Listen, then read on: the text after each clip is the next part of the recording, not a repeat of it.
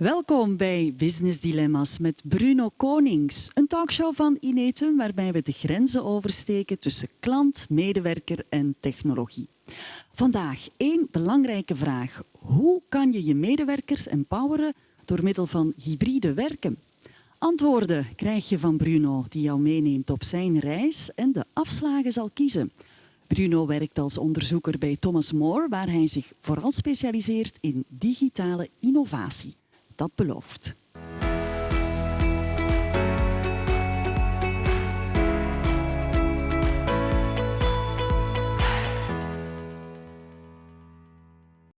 Dilemma's. Ja, ze horen bij het leven. Soms staat het licht op oranje. Ga je dan in volle vaart vooruit of trap je op de rem? Maar is het eigenlijk altijd wel zo zwart-wit? Wel, stap mee binnen in de dilemma-zone, waar Bruno Konings deze keer de richting kiest. Heel hartelijk welkom, Bruno. Je bent erbij komen zitten. En ik ga jou meteen een eerste dilemma voor de voeten werpen. Hier gaan we. De medewerker kiest zelf waar en wanneer hij werkt.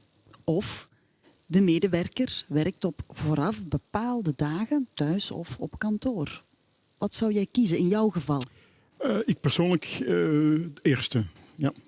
Dat het de medewerker zelf is die kiest waar en wanneer en hoe dat hij werkt. Maar dat geldt specifiek voor jouw geval. Kan je het andere ook begrijpen in functie van andere organisaties? Ja, absoluut.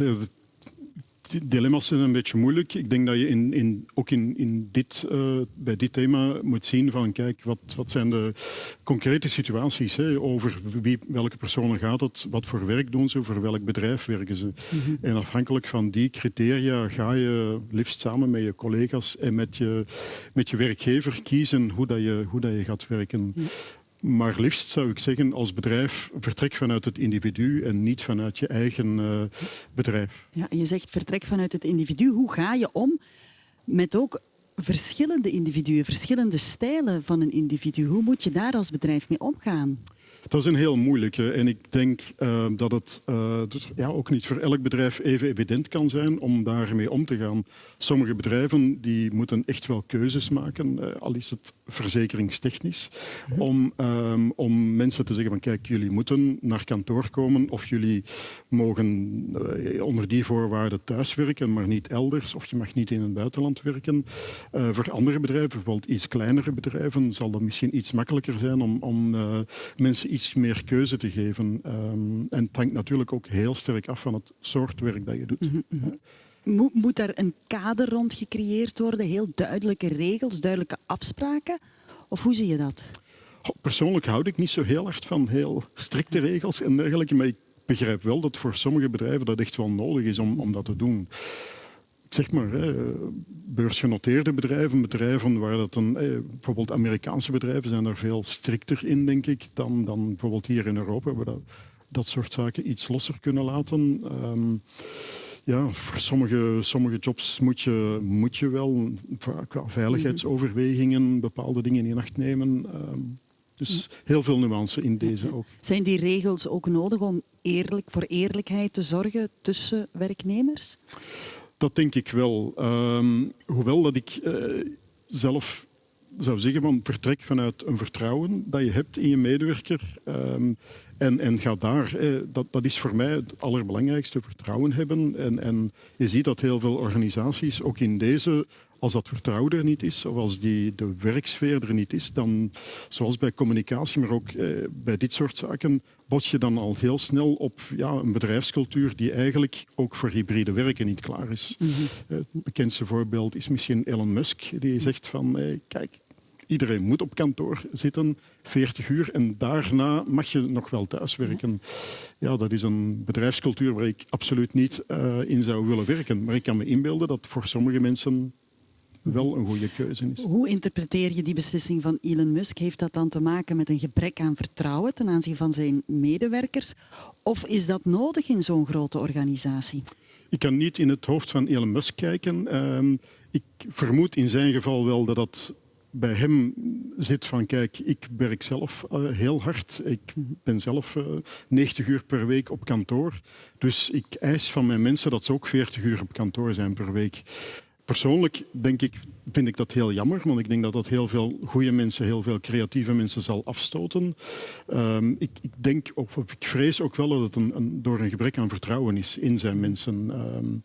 En dat vind ik zelf heel jammer. Ja, absoluut. Welke activiteiten zouden volgens jou sowieso op kantoor moeten gebeuren? Wel, ten eerste zou ik willen zeggen, wat ik ook een beetje jammer vind in heel deze discussie rond hybride werk, is dat we heel hard focussen op kenniswerkers, op mensen die op kantoor moeten zitten. Er zijn ook heel veel mensen die met hun handen moeten werken, die op kantoor mensen moeten binnenlaten, mensen moeten helpen, in het bedrijfscafetaria werken. En voor dat soort profielen mensen is het heel moeilijk om van thuis of om elders te gaan werken.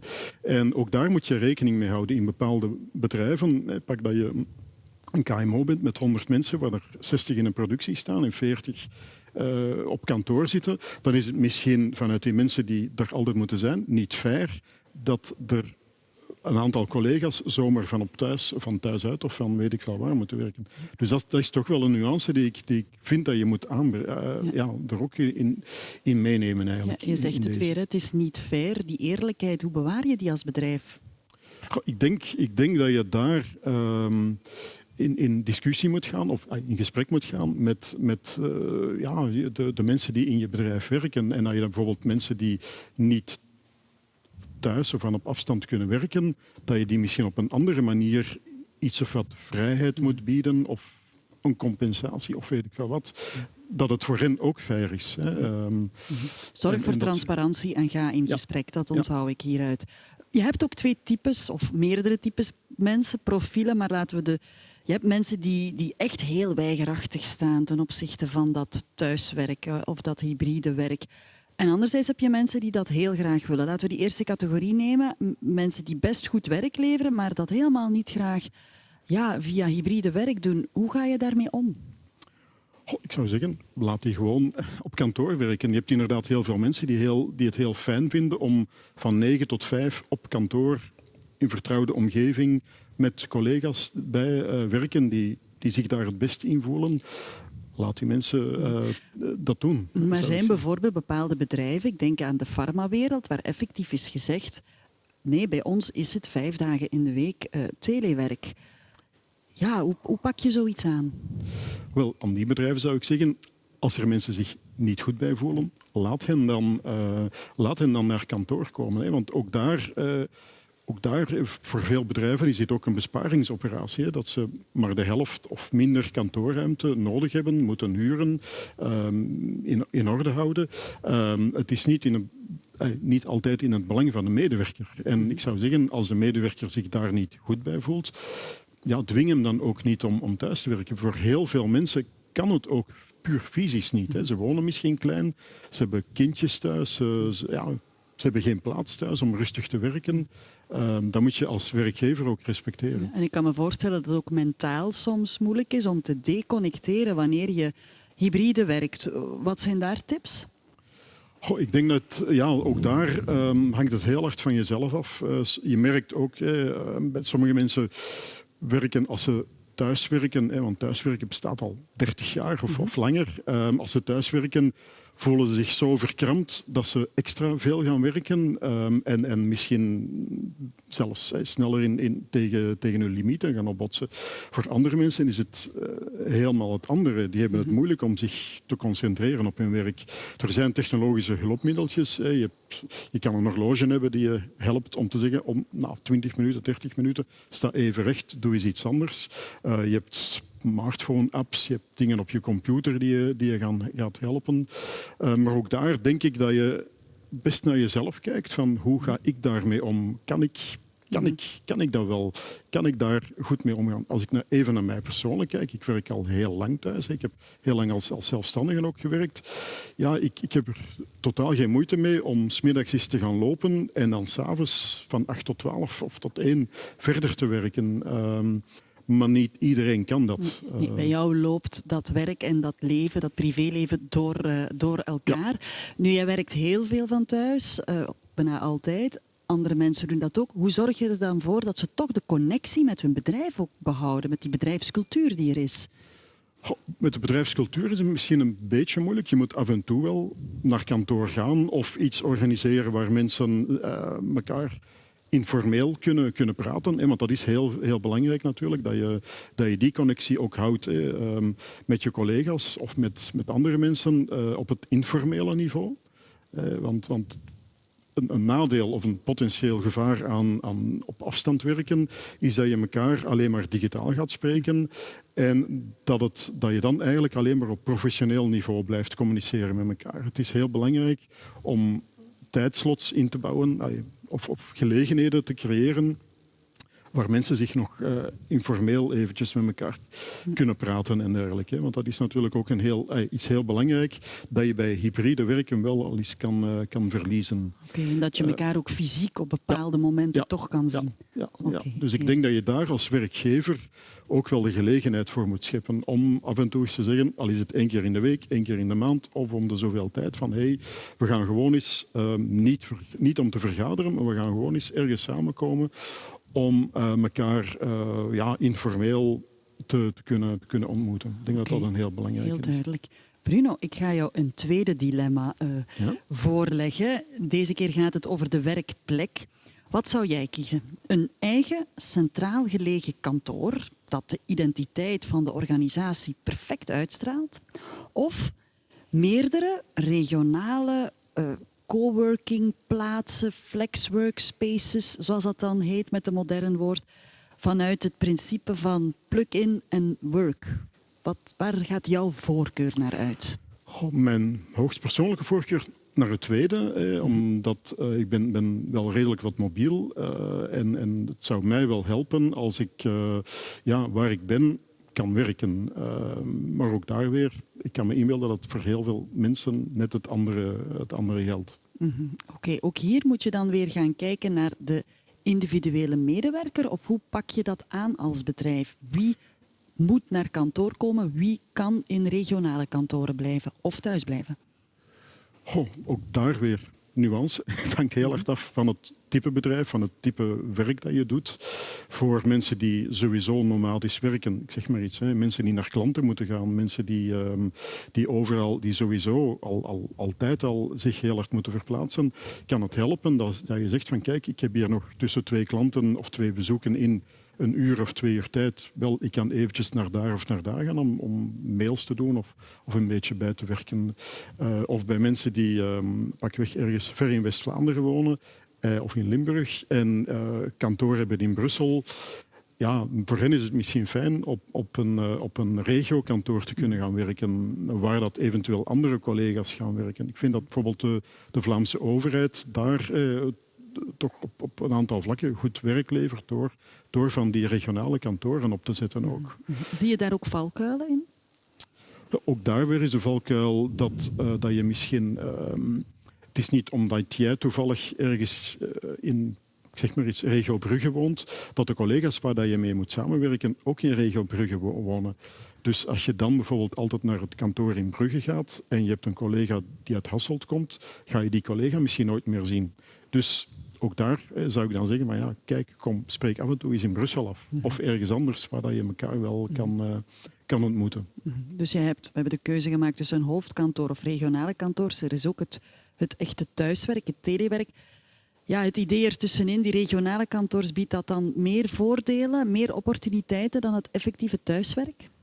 Ik denk dat dat voor sommige mensen en voor sommige bedrijven een goede tussenoplossing is, omdat je inderdaad niet zo ver moet gaan verplaatsen. Ook ecologisch gezien is dat wel wat beter natuurlijk.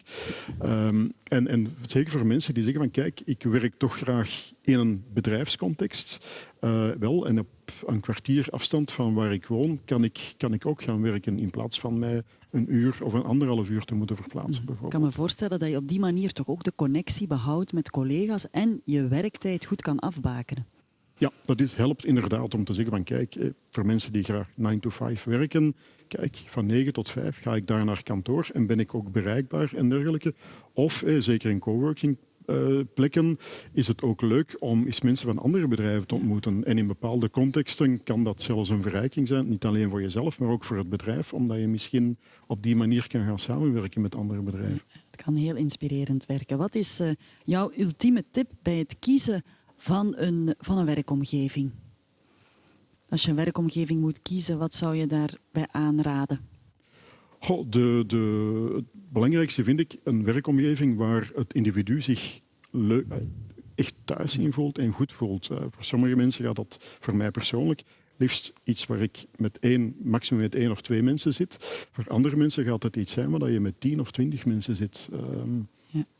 Ook daar het is weer heel persoonlijk gebonden. Je bent al bezig over jouw ideale werkplek met maximum 1 of 2 of misschien alleen. Wat moet er nog aanwezig zijn voor jou persoonlijk om er echt een ideale werkplek van te maken? Goh, ik vind technologie heel belangrijk. Hè. Ergonomie, dat je bijvoorbeeld... mijn thuiskantoor heb ik 2 heel grote schermen, een goed ergonomisch toetsenbord, een goede bureaustoel en dat soort dingen. Dus als ik ergens moet gaan werken waar ik alleen maar een laptop op een tafeltje dat misschien niet op de juiste hoogte staat, ja, dan vind ik dat veel minder fijn om daar te werken dan op mijn eigen bureau thuis, bijvoorbeeld. Ja, je bent echt iemand die heel graag zijn eigen stek heeft en daar werkt. Ja. Vooral vanuit die technologische insteek of die ergonomische insteek. Ik vind ergonomie enorm belangrijk. Want ook dat is iets dat in deze context toch wel een heel belangrijke is. Heel veel mensen hebben niet de plek thuis om een goede bureau die in de hoogte instelbaar is, een goede bureaustoel. En als je dat niet kan thuis en je moet 8 uur per dag of langer gedurende 5 dagen zitten, dan krijg je nekproblemen of armproblemen of weet ik veel wat allemaal. En dat is ook iets waar een werkgever toch wel rekening mee moet houden. Zeker meespeelt. We hebben het nu gehad over de locatieflexibiliteit, zal ik het noemen, maar er bestaat ook zoiets als tijdsflexibiliteit, de momenten dat je werkt. Jij gaf zelf al het voorbeeld, je kan eens gaan lopen tussenin en 's avonds voortwerken. Ja, hoe sta je daar zelf tegenover, tegen dat tijdsflexibel werken? Heel persoonlijk ben ik daar een heel grote voorstander van. Maar ook daar zijn er heel veel mensen die daar niet mee om kunnen. Die net die regelmaat nodig hebben of die bepaalde uren waarin dat ze moeten werken. Ook daar denk ik wel dat technologie kan helpen. Bijvoorbeeld als je Microsoft Office gebruikt, dan krijg je sinds een aantal maanden een melding 's avonds van hey, zou je deze mail nu nog wel sturen naar een collega? Misschien ga je die met uitgesteld versturen ergens klaarzetten, zodanig dat die mail pas bij jouw collega morgen vroeg om 8 uur of om 9 uur gaat aankomen. Dus technologie kan ons daar wel in helpen, denk ik, om daar niet alleen voor onszelf, maar zeker ook voor de mensen waar we mee samenwerken, de grenzen te bewaken die voor die verschillende mensen als fijn ervaren worden. Mag ik zeggen dat dat toch een hele grote valkuil is voor sommige mensen? Ja, waar eindigt je werk als je thuis werkt? En zeker als je zo tijdsflexibel begint te werken. Ja, dat is een heel grote uitdaging. Ik kijk de dingen liever vanuit de positieve kant. Pakweg, als je kleine kindjes hebt, heb je tussen, weet ik veel, 7:30 en 7:30, 8 uur misschien een periode dat je zegt van hier zie ik allemaal, hier moet ik met mijn kinderen of wil ik met mijn kinderen bezig zijn. En is het fijn dat je dan daarna kan verder werken. En als je dat misschien wat ouder wordt, of je kinderen ouder worden, ga je misschien zeggen, ik wil misschien na 8 uur tijd hebben om met mijn kinderen in de zetel te zitten, samen tv te kijken. En ga ik misschien wel tot 5, 6 uur kunnen doorwerken. Okay. Dus ook daar gaat het in functie van je eigen leeftijd, je eigen fase in je leven wel wat wijzigen. Oké, weer rekening houden met, met elke individuele medewerker in C. Hè. Ik heb nog een derde dilemma, Bruno. Hybride werken, de visie die een bedrijf daar rond heeft, die moet enkel gebaseerd zijn op de individuele noden van medewerkers?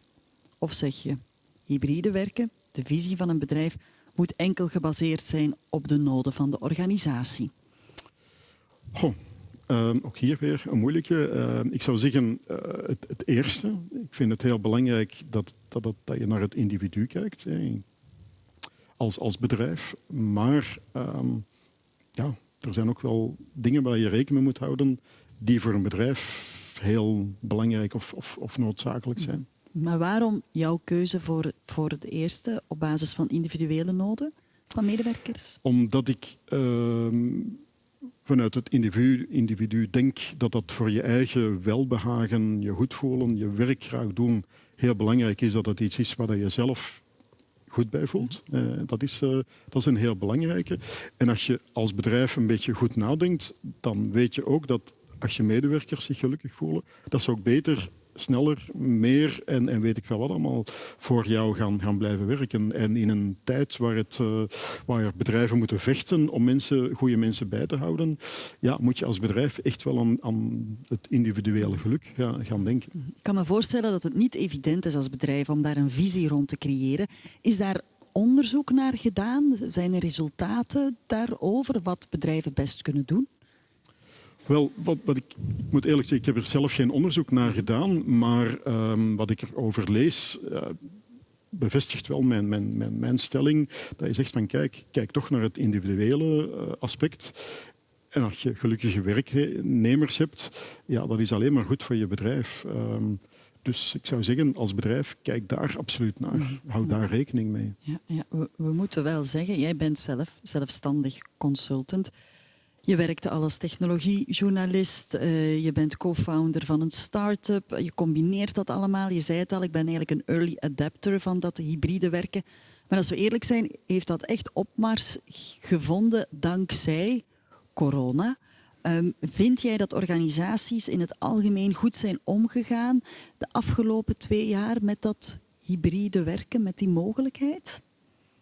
Ik heb vanuit Thomas More een project gedaan, Virtual Worlds, waar ik met heel veel bedrijven contact heb gehad. Bedrijven heb geholpen om hiermee om te gaan tijdens corona met behulp van technologie. Ik merk toch wel dat daar bij heel veel bedrijven nog heel veel koudwatervrees is. Hoe komt dat? Ook op individueel vlak nog heel veel koudwatervrees is. Voor een stuk gebrek aan vertrouwen in de mensen.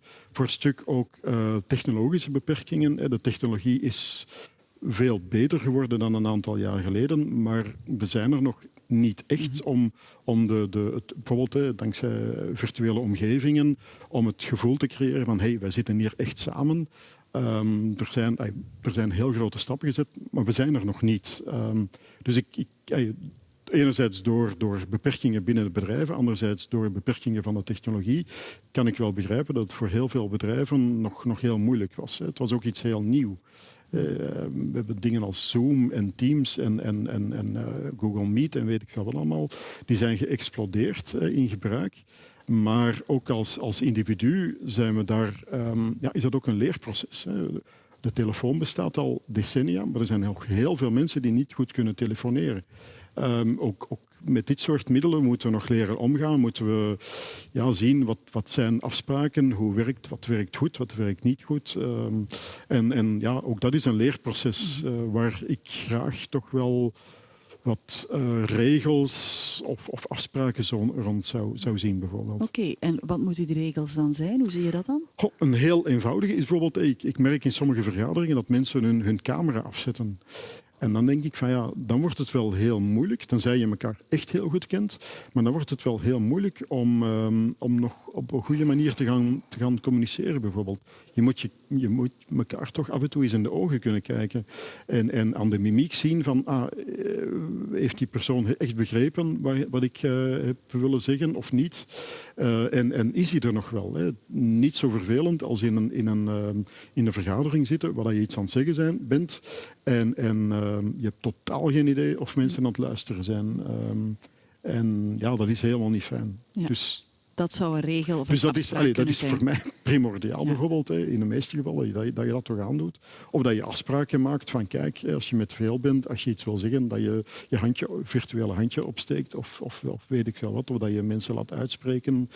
Dat soort eigenlijk basisafspraken die we ook in een normaal gesprek hopelijk intuïtief maken, dat je die ook wel digitaal gaat doortrekken, zal ik zeggen. Maar jij werkte al volop hybride voor corona. Ja, we moeten eerlijk zijn, het is wel heel fel geëvolueerd in andere bedrijven ook, maar nog niet voldoende, hoor ik jou dan zeggen. Ik denk dat puur qua infrastructuur sommige bedrijven nog een beetje achteraan hikken. Ik heb tijdens corona met heel veel bedrijven gesproken, met heel veel mensen. Sommige mensen hebben zelfs nog geen fatsoenlijke webcam of zelfs geen oortjes. Puur puur op dat basic niveau schort het hier en daar nog wel eens. En soms zelfs bij heel grote bedrijven. Dus daar is in sommige bedrijven nog wel werk aan. Internetverbindingen die het niet goed doen en weet ik wel wat allemaal. Soms is het een beetje raar in deze tijd waar 5G in heel veel contexten er al is, dat zelfs iets als een basisverbinding nog niet goed is bijvoorbeeld.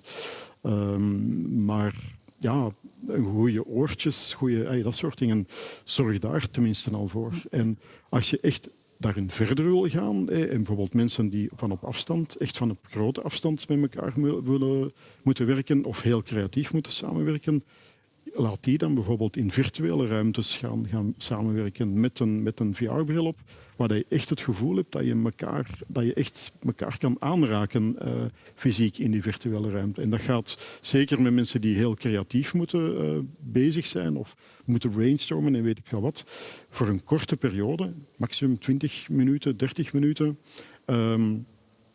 kan dat soort technologie echt wel helpen. Ja, dus de VR-bril die moet ook hier en daar ingang vinden in sommige bedrijven. Naar het leiderschap dan. Wat voor soort leider past volgens jou bij dat hybride werk? Wat voor soort leider moet dat zijn? Voor mij een leiderschap dat vertrouwen uitstraalt. Hè. Dat zegt van kijk, wij verwachten van jou dat je iets doet voor ons als bedrijf. En wanneer en hoe dat je dat doet, maakt ons eigenlijk niet uit. We kijken naar het resultaat. En we kijken hoe dat jij met je collega's omgaat en in het team past of weet ik veel wat. Maar uiteindelijk telt het resultaat. Ja. Dat is voor mij het allerbelangrijkste eigenlijk. Absoluut. Tot slot, Bruno, zijn er nog tips die jij kan meegeven rond dat hybride werk? Als je kan samenvatten van daar kan je echt best rekening mee houden? Primordiaal vind ik de bedrijfscultuur. Zorg dat die er klaar voor is, dat er vertrouwen is, dat mensen elkaar graag zien, bij wijze van spreken, zodanig dat ze elkaar goed kennen, zodanig dat ze, ook als ze op afstand werken of elkaar heel weinig fysiek tegenkomen, dat ze toch die connectie behouden. Mm-hmm. Dat vind ik een heel belangrijke. En daarnaast het technologische kader, zorg dat in orde is. Zorg dat mensen een ergonomische werkplek hebben, ook thuis of waar dat ze elders gaan werken. En dat hun basisinfrastructuur, de oortjes, de goede webcam, de goede internetverbinding in orde is. En vooral help hen ook om die tools te gaan gebruiken. We gaan er nog te veel van uit dat iedereen zomaar om kan met iets als Teams of Zoom of weet ik veel wat.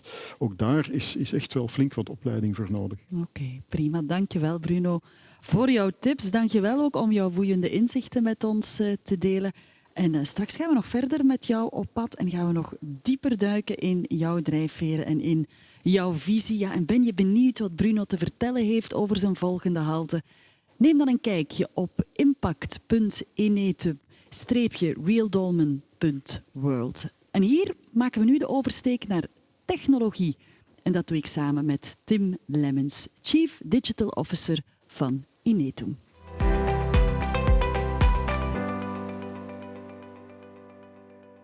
Technologie is voortdurend in beweging en zorgt ervoor dat we samen vooruit kunnen gaan. En dat in een positieve digitale flow. Maar hoe zet je technologie in om medewerkers te versterken en relevant te zijn voor klanten? Daarvoor is Tim Lemmens erbij komen zitten, Chief Digital Officer bij Inetum België. Heel hartelijk welkom, Tim. We vliegen er meteen in. Technologie en hybride werken. Hoe kan die technologie dat hybride werken nu enablen, vergemakkelijken? Wel, ik denk dan in eerste plaats van de juiste digitale werkplekomgeving. Bij Inetum kiezen we resoluut voor plaatsonafhankelijk werken, maar dat betekent ook dat je medewerkers de kans moet geven om op elk moment, elke plaats, ook elk device, de juiste toegang te hebben tot de tools en informatie waar ze op dat moment nood aan hebben. Een groot verschil met vroeger is natuurlijk, je moet dat ook veilig houden. En daar moet je een balans houden tussen gebruiksvriendelijkheid van de digitale werkplek en anderzijds de veiligheid. En die veiligheid is veranderd, want het is niet meer in de kantooromgeving, in die interne perimeter, maar dus moet je daar andere maatregelen voor gaan trekken. Dus dat is heel belangrijk daar. Absoluut. Hoe doen jullie dat dan juist bij Inetum? Wel, wat je heel veel merkt na de coronacrisis is dat vroeger erin geïnvesteerd is om die hybride meetings te houden. En dat bedoel ik, iemand zit bij de klant, iemand zit op kantoor of iemand zit bij zijn thuis. En wat je dan merkt is dat er geïnvesteerd is in software. Hè. Teams, Zoom, iedereen kent het tegenwoordig. Maar nu mensen terug naar kantoor komen, zie je echt wel dat de hardware er niet is. En dan heb ik het over zeer eenvoudige dingen, zoals een scherm delen, de video op een juiste manier connecteren of samenwerken op een digitaal whiteboard. Dus dat is niet in place, terwijl die technologie, software, hardware er zeker is een perfecte combinatie. Bij Inetum noemen we dat bits, bricks en behavior, want je hebt de bytes nodig en dat is de software. De bricks, dat is de hardware. En soms moet je ook wel ervoor zorgen dat je de verandering in je organisatie doet naar het behavior omtrent meetings. Hè. Komt iedereen op tijd? Een hele simpele. Is er een duidelijke agenda enzovoort. Dus die combinatie van die drie, dat moet juist zijn. Oké, de 3 B's, zo zullen we ze juist onthouden. Dan heel concreet nog eens, met welke initiatieven zijn jullie nu op dit moment bezig? Kijk, om onze eigen way of working visie te implementeren, omdat we absoluut geloven dat we voor iedereen een juiste omgeving willen creëren waar het fijn samenwerken is, hebben we eigenlijk 6 uitgangspunten gedefinieerd. Okay. Die uitgangspunten dienen niet enkel om die visie vorm te geven, maar anderzijds gebruiken we die ook als gespreksopener om het topic hybride werken aan te snijden met onze medewerkers en zeker ook onze klanten. Al die feedback, die data, die capteren wij dan om ons zo inzicht te geven over wat zijn de lopende dialogen op dat hybride werken bij onze klanten en onze medewerkers. En waar nodig kunnen we dan bijsturen. Zo zie je eigenlijk dat je aan de hand van technologie, data en artificiële intelligentie sturingsmechanismes krijgt om die way of working visie echt te implementeren bij ons. Dus op die manier zijn we daarmee bezig gaan. Oké, fantastisch. Dankjewel voor je uitleg. Tim Lemmens. Dank je wel.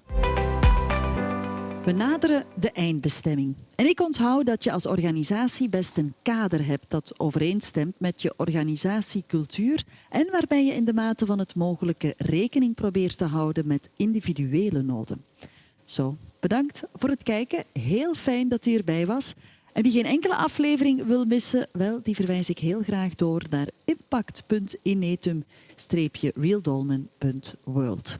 En intussen heeft Bruno Konings zijn drijfveren en visie daar ook verder toegelicht.